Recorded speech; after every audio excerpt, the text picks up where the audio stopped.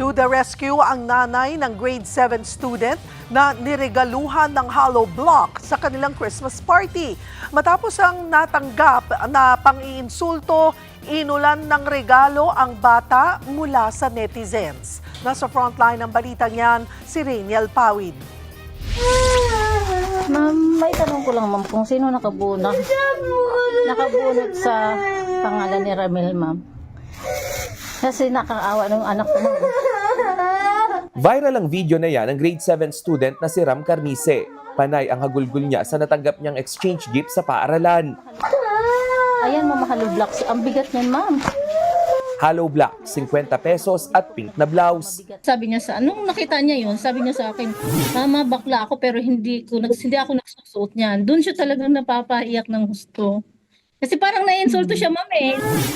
Sa sobrang pagkadismaya, agad itong inireklamo ni Mami Evelyn sa advisor ng anak. Dito ipinatawag ang naka-exchange gift ni Ram kasama ang guardian nito. Nagsorry raw ito sa kanila. Paliwanag ng guardian, binigyan naman nila ng 200 pesos ang bata para pambili ng regalo. Pero hindi nila alam na hollow block ang bibilhin nito. Paliwanag daw ng bata, Sabi din kasi nila na makulit, tong batang, yung anak ko, ganti po. Sinabi niya mismo ma'am na ganti. Deserve na ba sa anak ko? Sa gantong ganti. ang wishlist talaga ni Ram, shuttlecock.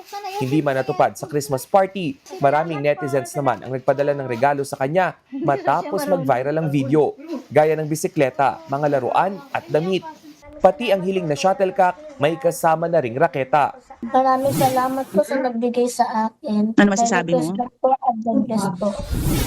Nagbabalita mula sa frontline, Rainiel Pawid, News 5. Mga kapatid, Cheryl Hosing po.